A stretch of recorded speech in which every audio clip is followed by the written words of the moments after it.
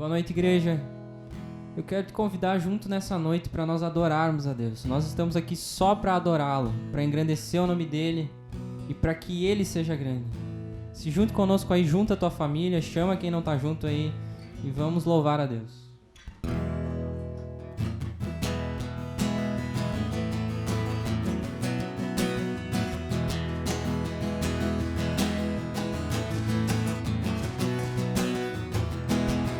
Jesus, em tua presença, reunimos-nos aqui, contemplamos tua face e rendemos-nos a ti, pois um dia a tua morte trouxe vida a todos nós, nos deu completo acesso ao coração do Pai. Jesus, em tua presença, reunimos-nos aqui, contemplamos tua face e rendemos-nos a ti, pois um dia a tua morte trouxe vida a todos nós e nos deu completo acesso ao coração do Pai. O véu que separava já não separa mais, a luz que outrora apagada agora brilha, cada dia brilha mais,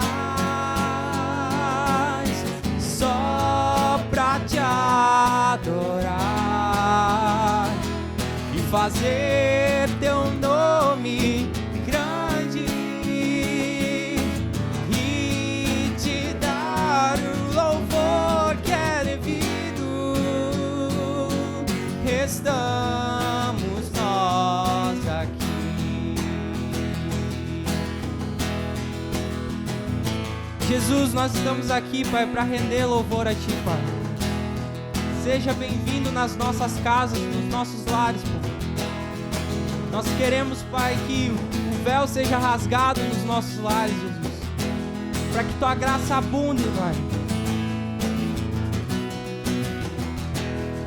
Jesus, em Tua presença, reunimos-nos aqui, contemplamos Tua face e rendemos a Ti, pois um dia a Tua morte trouxe vida a todos nós e nos deu completo acesso ao coração do Pai.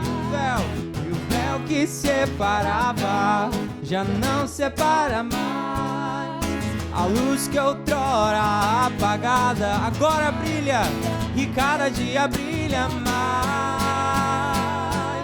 só pra te adorar e fazer teu nome grande e te dar o louvor que é devido. Estamos nós aqui só pra te adorar e fazer teu nome grande e te dar o louvor que é devido. Estamos nós aqui, estamos nós aqui.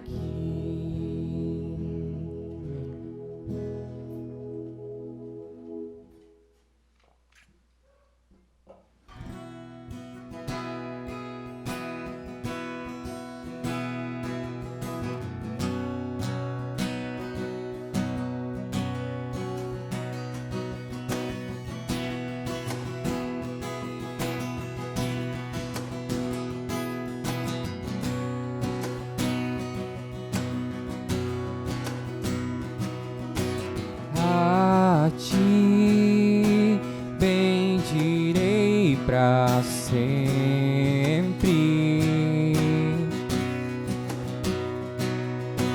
em Ti confiarei, Senhor.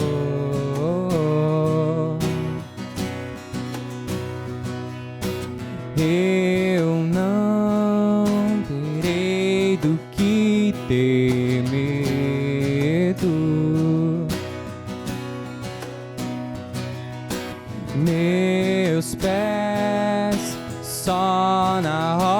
te afirmarei.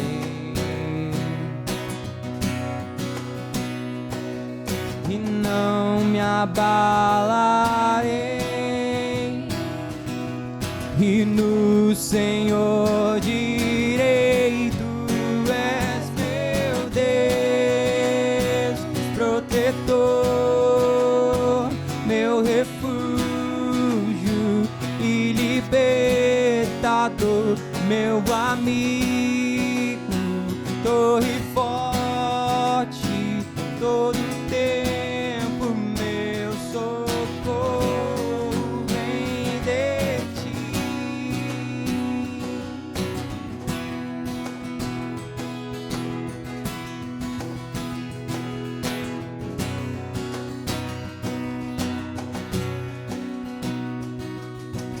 Não há outra quem eu ame.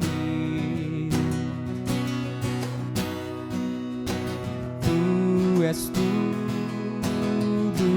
que eu desejo,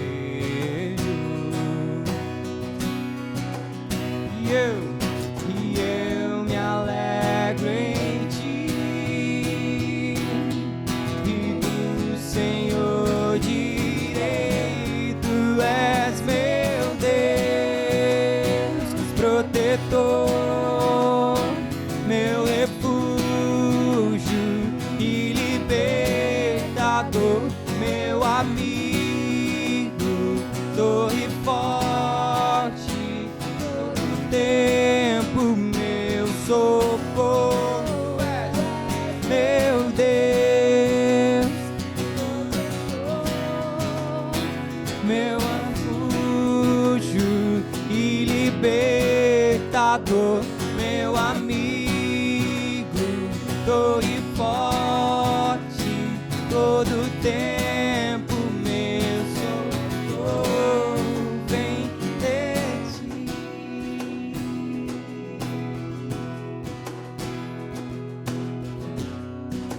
Obrigado, Jesus, porque o Senhor tem sido nosso socorro, Pai.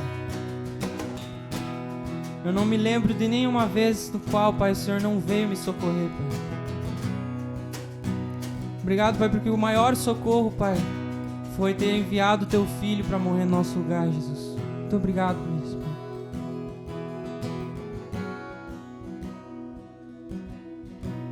Nós cremos que Deus é o nosso refúgio, nossa fortaleza, nosso socorro. Na cruz Ele nos amou, entregou o Seu Filho no nosso lugar. E agora a gente pode fazer parte disso, a gente pode também ser misericordioso, também agir em misericórdia, também agir em amor. Nesse momento é o nosso momento da oferta. E como a palavra diz, é uma oferta, onde a pessoa voluntariamente, se ela sentir no seu coração em estar ajudando conosco na nossa obra, na igreja, no reino, você pode estar contribuindo. A conta do banco está no nosso grupo do WhatsApp. Quão grande é o meu Deus, eu cantarei. Quão grande é o meu Deus, e todos hão de ver. Quão grande é o meu Deus,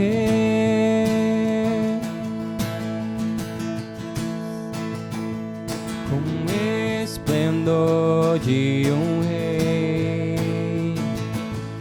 em majestade e luz, faz a terra se alegrar, faz a terra se alegrar. Ele é a própria luz, e as trevas vão fugir, tremer com sua voz, tremer com sua voz. Quão grande é o meu Deus, eu cantarei. Quão grande é o meu Deus, e todos hão de ver. Quão grande é o meu Deus. Gerações, por gerações Ele é está em tuas mãos. O começo, meio e fim. O começo, meio e fim. Três se formam em um. Filho, Espírito e Pai. O Cordeiro e o Leão. O Cordeiro e o Leão. Quão grande é o meu Deus, eu cantarei. Quão grande é o meu Deus, e todos hão de ver. Quão grande é o meu Deus, quão grande, quão grande é o meu Deus, eu cantarei. Quão grande é o meu Deus, e todos hão de ver. Quão grande é o meu Deus.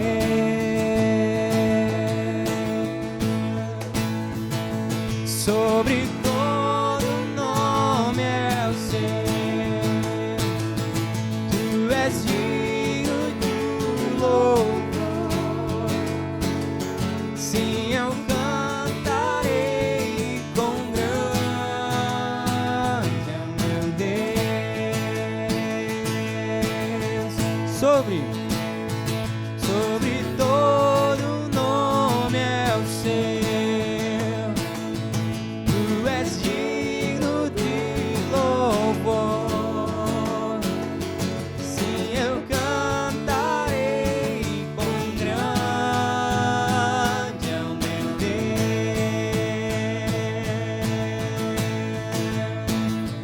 Quão grande é o meu Deus, eu cantarei. Quão grande é o meu Deus, e todos hão de ver. Quão grande é o meu Deus. Será que isso é verdade nas nossas vidas? A gente vive para que o nome do Senhor seja grande? Será que as nossas atitudes têm revelado um Deus grande? Não porque a nossa performance é muito boa ou a gente faz muito bem o que a gente faz. Mas será que a gente revela o caráter de Deus na vida das outras pessoas? Cantar que todos hão de ver que o nome dele é grande nos inclui, nos traz a responsabilidade desse refrão. E que esse desejo seja uma atitude em nossas vidas. E eu quero te convidar a cantar sobre todo o nome junto conosco de novo. E que isso seja real em nosso coração.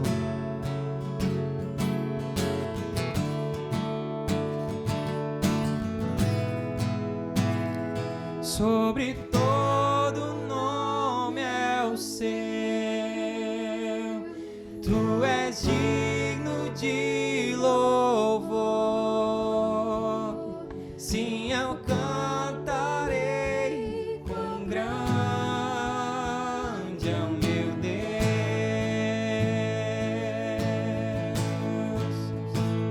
Sobre todo nome é o seu.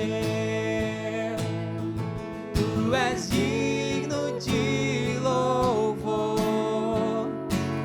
Sim, eu cantarei. Quão grande é o meu Deus.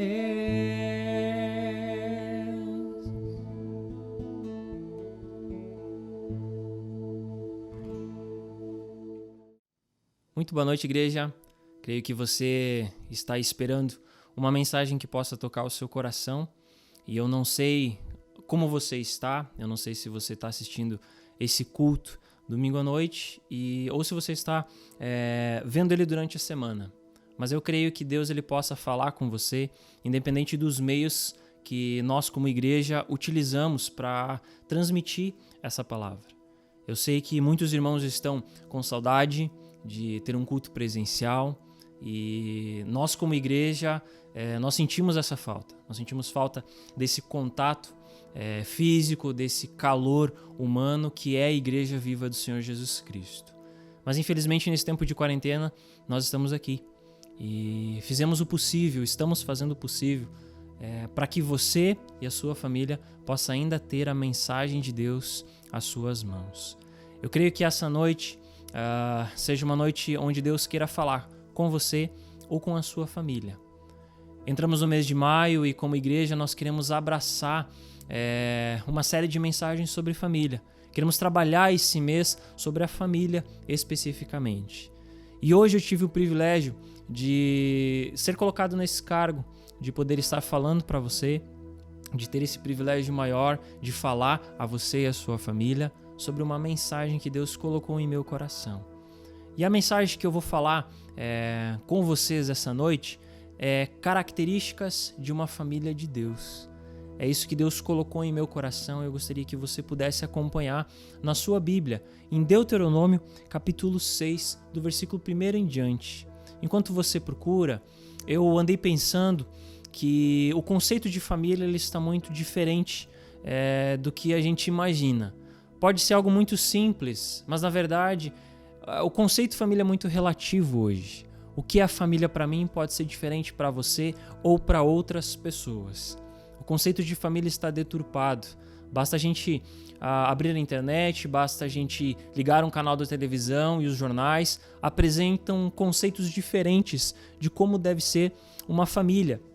Entretanto, a gente vê na palavra de Deus, em Gênesis especificamente, no capítulo 1, onde Deus ele vai formar o homem e a mulher e ali surge a família. Ali existe um padrão sendo criado, ali existe um padrão sendo formado. E não somente para Adão e Eva, mas no tempo que veio depois e ainda assim permanece dessa forma. A palavra de Deus, ela coloca a família como o homem e a mulher, ou seja, é uma instituição criada pelo próprio Deus. Quando Deus ele instituiu a família, intrinsecamente ele sabia como ela deve funcionar. Deus é o criador da família. Então nada melhor do que o Criador para nos mostrar como essa família ela deve funcionar. E hoje a gente precisa buscar, ou pelo menos trazer à nossa memória, qual que é o significado. Como que uma família de Deus ela deve se portar diante da sociedade ou até nesses dias atuais. Será que sabemos qual que realmente é o padrão instituído por Deus? Na sua família ou na minha família nós temos essa definição clara nos nossos dias?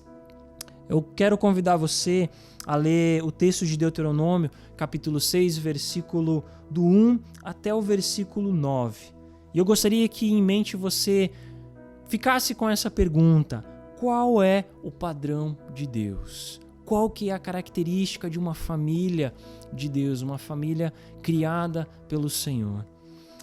Diz a palavra de Deus o seguinte: esta é a lei, isto é, os decretos e as ordenanças que o Senhor, o seu Deus, ordenou que eu ensinasse a vocês, para que vocês os cumpram na terra para a qual estão indo para dela tomar posse. Versículo 2: desse modo, vocês, seus filhos e seus netos temerão ao Senhor, o seu Deus, e obedecerão a todos os seus decretos e mandamentos, que eu lhes ordeno todos os dias da sua vida, para que tenham vida longa. Eu quero falar para você hoje pelo menos 4 características de uma família criada por Deus, da família de Deus. E a primeira delas é a família de Deus, ela precisa temer ao Senhor. Uma família que teme ao Senhor. Tenha isso em mente. Enquanto eu estou pregando essa mensagem, enquanto você está aí acompanhando, tenha em mente esses pontos. A primeira é que Deus precisa ser temido. E eu vejo na palavra de Deus uma confusão, não na palavra de Deus, mas nas nossas vidas, que é o conceito da palavra temer. Temer é muitas vezes colocado como medo. Eu sinto temor, eu sinto medo de algo. E isso está equivocado, isso está errado. Segundo a palavra de Deus, temor é obedecer os seus decretos e os seus mandamentos. Ou seja, tudo aquilo que ele diz e quer que eu e você façamos. Muitas vezes entendemos isso de forma errada. Muitas vezes nem entendemos. Mas as pessoas que temem ao Senhor, elas têm um respeito por aquilo que Deus ordena em sua palavra nas nossas vidas. E nós como pessoas, nós como igreja, nós precisamos muitas vezes, talvez até perguntar diante de tantas atrocidades, tantas pessoas que mostram um temor diferente. Por exemplo, você conhece uma pessoa que seja temente ao Senhor, mas que não é fiel à sua palavra? Você conhece alguém que se diz cristão, alguém que se diz seguidor de Cristo, mas não acompanha de fato no seu dia a dia aquilo que Deus tem pedido para que ele faça ou essa pessoa ela possa fazer? Eu creio que não. Uma das coisas que nós temos esquecido talvez é o conceito de ordem. E eu acho muito interessante o exército brasileiro, ou qualquer tipo de exército que possa existir. Há sempre um comando maior, há sempre uma escala a ser ouvida, a ser obedecida. O que aconteceria se algum comandante de algum exército pedisse para algum soldado de área mais baixa, de cargo mais baixo, uma ordem a ser cumprida e esse soldado negasse? Você que talvez seja do exército, você está dando risada agora. Talvez você já passou por isso. Com certeza é uma boa demonstração do que significa ordem. Deus, da mesma forma, Ele gosta disso nas nossas vidas. Nós cantamos que o nosso general é Cristo nas nossas igrejas, mas será que vivemos aquilo que esse general tem pedido para que a gente faça? Eu penso que nas entrelinhas de temor, intrinsecamente está estabelecido: eu vou obedecer a Deus porque Ele está ordenando. Isso significa temer ao Senhor, obedecê-lo, ouvir a sua voz claramente e fazer isso de uma forma aplicada nos nossos dias, aquilo que Ele pede para que a gente faça. E tudo isso eu coloco diante dos irmãos e coloco uma frase que talvez seja de você estar pensando agora. A família, aos olhos de Deus, é a que obedece visando o seu bem. Deus, Ele ordena visando o meu bem e o seu bem, o bem da sua família. É a mesma coisa que uma criança, quando algo está quente e os pais dizem: não coloque a mão no fogo, não coloque seus dedos, não encoste, porque você vai se queimar. A ordem não é porque ele está sendo rude demais ou porque os pais são pesados demais em sua mão, mas porque visam o melhor dos seus filhos. Assim deve ser na nossa vida. Quando Deus ordena, é visando o nosso bem. Você e sua família têm sido obedientes ao Senhor? Você e sua família têm sido tementes ao Senhor? Você que está assistindo, não simplesmente escute isso, mas coloque em prática isso, ouvindo essa pergunta. Vocês realmente, você que está vendo, você tem obedecido ao Senhor? Você tem sido temente a Deus? A obediência ao Senhor, querido, é uma característica de uma família criada por Deus. A obediência é uma característica que uma família de Deus possui. E sabemos sim, talvez você saiba, você já viu tantas vezes da lei da semeadura. Aquilo que nós colhemos é aquilo que nós plantamos. E talvez você esteja se perguntando, mas qual que é a recompensa? Qual que é a colheita para que quando eu sou temente ao Senhor, quando a minha família teme ao Senhor, o que nós ganhamos com isso? Qual que é a resposta da parte de Deus? E aí vai a segunda coisa que eu gostaria esse segundo ponto que eu gostaria que você anotasse e você vivesse isso. A família de Deus, ela recebe bênçãos. E está escrito lá no versículo 3 de Deuteronômio capítulo 6, diz o seguinte: ouça e obedeça ao Israel, assim tudo lhe irá bem. E você será muito numeroso numa terra onde há leite e mel como fartura, como lhe prometeu o Senhor, o Deus dos seus antepassados. A consequência de temer a Deus, meus queridos, a consequência de ser obediente ao Senhor é a recompensa. A recompensa que muitas vezes não podemos ver. Uma recompensa que não é de forma palpável, não é de uma forma tátil, mas é uma recompensa que é vinda do Senhor. Essa recompensa é a provisão direta de Deus para comigo e para com sua família. É a recompensa da parte de Deus olhando para a nossa obediência e nos abençoando dia após dia. Claro que muitas vezes nos perguntamos como que Deus ele pode fazer isso? Será que Ele está me ouvindo? Será que Ele está vendo aquilo que eu estou fazendo, aquilo que minha família está fazendo? Eu digo para você, querido, que Deus ele é fiel. E na sua palavra, onde nós acabamos de ler, ali diz que o Senhor prometeu.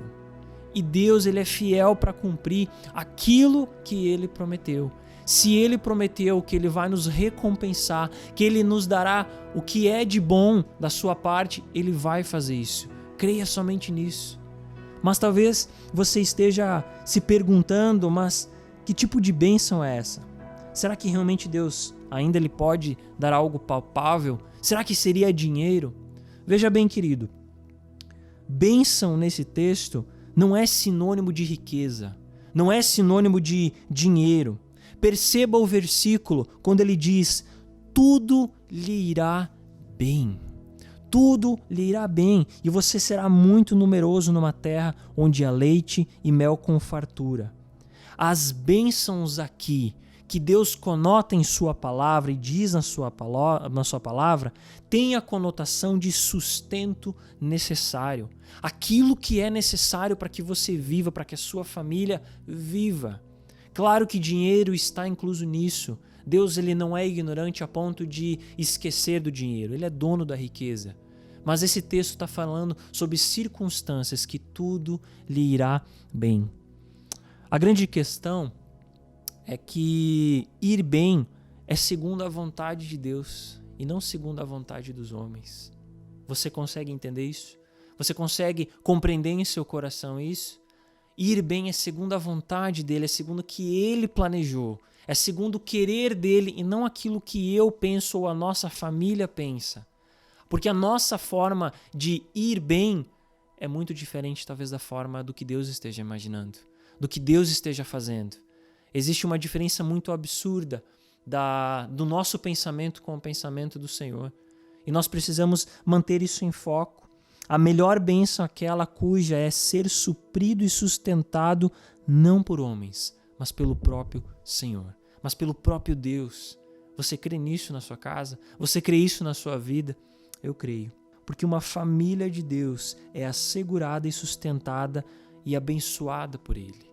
Assim é a família de Deus, assim como a família de Deus funciona, ou pelo menos que deva funcionar. E essa é a recompensa por ser uma família obediente.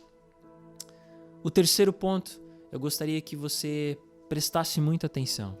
Talvez até aqui não é nenhuma novidade para você, mas eu gostaria que você pudesse, nesse pequeno momento, prestasse atenção no versículo 4 e no versículo 6, porque a família de Deus, ela é igreja e fala muito aos nossos corações. Diz o seguinte: ouça, ó Israel, o Senhor, o nosso Deus, é o único Senhor. Versículo 5, ame o Senhor, o seu Deus, de todo o seu coração, de toda a sua alma e de todas as suas forças. Que todas essas palavras que hoje eu lhe ordeno estejam em seu coração. Meu querido, a igreja, ela tem a sua fé baseada em Jesus Cristo. E isso talvez você já sabe, ou talvez você não sabe. Mas a igreja, ela só existe porque Jesus Cristo existe. Esse é o DNA da igreja de Cristo. Quando as pessoas olham para a igreja de Cristo, elas precisam ver Cristo. Elas precisam ver Jesus. É um fator simples, mas isso traz um questionamento. Será que a minha e a sua igreja tem revelado Jesus? Tem mostrado Jesus? Estamos nesse tempo de quarentena, querido, mas nós não fechamos a igreja. Nós fechamos somente o templo. Nós fechamos somente as paredes de um lugar. A igreja, ela ainda existe. E a sua casa, a sua família, ela é uma igreja. E ela pode ser uma igreja em potencial independendo do lugar onde você esteja. Eu creio que uma igreja, ela se reúne quando pessoas estão se reunindo em nome do Senhor, ali é uma igreja. Ali existe um culto a ser prestado. e talvez existam algumas perguntas que vêm ao nosso questionamento, à sua cabeça. Mas eu quero dizer para você que mesmo em tempo de quarentena, mesmo em templos fechados, a família, ela é igreja e ela continua crendo que Jesus é o único Salvador. A igreja, ela continua pregando isso, ela continua vivendo isso. A sua família, ela é igreja e ela deve amar a Deus de todo o seu coração, de toda a sua alma e de toda a sua força. Não é um lugar que forma isso. É o nosso entendimento com relação à sua palavra, ao seu amor pela nossa vida.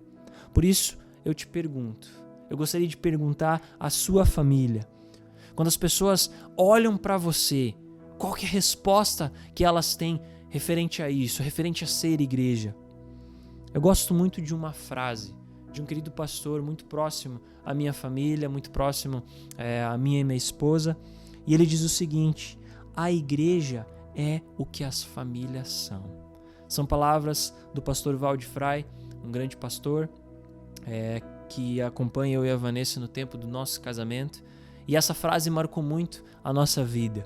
Eu vou repetir: a igreja é o que as famílias são. Você quer saber como uma igreja está? Eu ouso em dizer, olhe para as famílias da igreja. Olha como uma igreja ela se porta. Olha como as famílias da igreja elas têm se portado uma com as outras. Você vai entender, talvez, como que está a igreja, qual que é a situação da igreja. Por isso, precisamos de uma família com base no Senhor. Por isso que a minha família e a sua família precisam ser uma família de Deus, uma família que possui essas características. Conforme está no versículo 6, se atente a isso, que todas essas palavras que hoje lhe ordeno esteja em seu coração. Não estamos mais em um templo, no momento. Voltaremos em breve, se assim o Senhor quiser. Mas essas palavras, aquilo que vivemos, precisa estar no nosso coração dia após dia. E uma família de Deus, querido, ele tem como característica a presença de Jesus, sendo dentro ou fora do templo. E por último, eu gostaria de dizer uma coisa muito importante. É o quarto ponto. Eu já estou encerrando. Diz o seguinte: a família de Deus, ela é um monumento. Volte seus olhos para a palavra de Deus no versículo 7 até o versículo 9. Diz o seguinte: ensine-as com persistência aos seus filhos. Converse sobre elas quando estiver sentado em casa, quando estiver andando pelo caminho, quando se deitar e quando se levantar. Amarre-as como um sinal nos braços e aprenda-as na testa. Escreva nos batentes das portas de suas casas e em seus portões. Meu querido, talvez você não saiba o que é um monumento. Eu vou dar uma breve definição um pouco mais técnica sobre o que é monumento. Um monumento é uma obra construída com o intuito de permanecer na memória de algumas coisas que são significativas para alguém ou para um grupo social, uma recordação, uma lembrança. Meu querido, um monumento, ele significa algo. Ele traz à memória alguma coisa. Quando olhamos para alguma estátua, para alguma coisa criada, ela tem uma história, ela tem uma razão para estar ali. E eu vejo que Deus ele criou a família para servir de um monumento, para estabelecer o seu padrão, para aquilo que Ele fez. Ou seja, quando as pessoas olham para mim e para a sua família, elas precisam enxergar Jesus Cristo. Nós somos monumentos vivos. Nós somos aquilo que Deus instituiu como padrão. E queridos, isso é muito forte. Isso é muito, talvez, difícil de entender. E muito difícil de aplicar, mas é assim que Deus ordena. Veja, quando Deus ele coloca no versículo 7 muitas coisas as quais a minha e a sua família precisa fazer.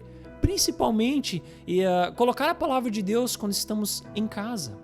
Ensinando aos nossos filhos, caminhando, fazendo qualquer outra coisa. E esse versículo ele lança algumas perguntas.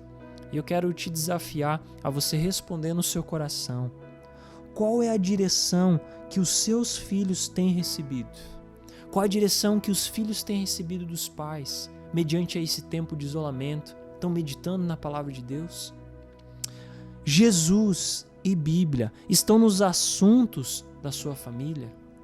Quando vocês estão ao redor da mesa, quando estão no sofá, independente de onde estão, existe conversa sobre Jesus e sobre os seus ensinamentos?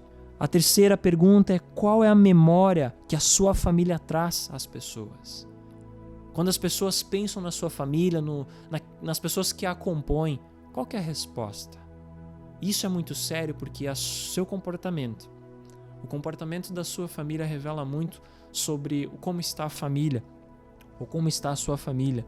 Por esse motivo, a família de Deus, a característica de uma família de Deus, ela precisa ser um monumento nos nossos dias. As pessoas precisam olhar para a nossa família e perceber que Jesus está nela. Que a sua família possa ser uma bênção no lugar onde você está. Se talvez você é uma pessoa sozinha, eu digo para você, você pode ser uma bênção. Você pode ser uma bênção para os seus vizinhos, você pode ser uma bênção no seu trabalho. Se você agora é uma família que compõe mais pessoas, pense em conjunto. A nossa família está refletindo Jesus Cristo. A nossa família mostra-se cristã fora de casa. Que a sua família ela possa ser isso. Que a sua família possa ser um monumento. Que a sua família ela possa ser tantas coisas como nós vimos hoje. Que ela possa temer ao Senhor. Que ela possa ser obediente a Deus. Que ela desfrute das bênçãos de Deus por ser obediente. Que ela possa ser igreja onde ela estiver. E que ela possa sim ser um monumento da instituição família, da instituição daquilo que Deus fez. E para encerrar, eu gostaria de deixar as palavras de um grande escritor, de um grande pastor, de Hernandes Dias Lopes. E diz o seguinte: seria uma consumada insensatez gastarmos nosso tempo correndo atrás de coisas, relegando nossa família a um plano secundário. Nenhum sucesso compensa o fracasso da família. Construir o sucesso pessoal sobre os escombros da família é loucura. A vitória sem a valorização da família tem sabor amargo. Devemos dedicar o melhor do nosso tempo e o melhor dos nossos recursos na formação espiritual, moral e intelectual da família. Investir na família é investir em nós mesmos. Semear nesse canteiro fértil é a garantia de uma abundante colheita. Quando a família vai bem, a igreja é edificada. Quando a família vai bem, a pátria é bem-aventurada. Quando a família vai bem, os céus se alegram com a terra. Quando a família vai bem, todos, irmanados, caminhamos rumo à bem-aventurança. Que Deus possa abençoar grandemente a sua vida, a sua família nessa semana ou no decorrer dos nossos dias. Que Deus abençoe você e até a próxima.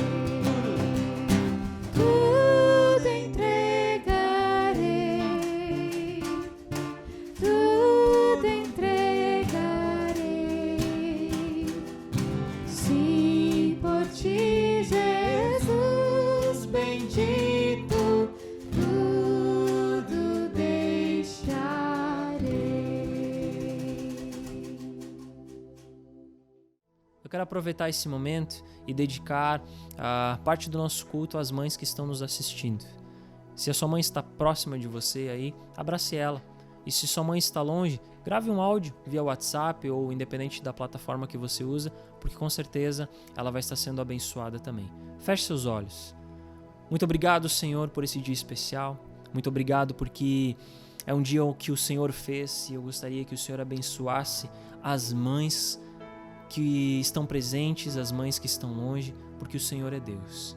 Obrigado por cada uma delas, abençoe as suas vidas, nos seus respectivos trabalhos, com os seus filhos, nas lutas diárias que elas estão passando. Eu sei que o Senhor é Deus, eu sei que o Senhor conhece cada uma delas, eu sei que o Senhor as criou, Deus, como o Senhor desejou. E por isso, Deus, eu peço que o Senhor venha grandemente nessa noite a estar, ou nesse dia, a estar com elas. Muito obrigado, Senhor. Abençoe todas as mães. No nome de Jesus. Amém.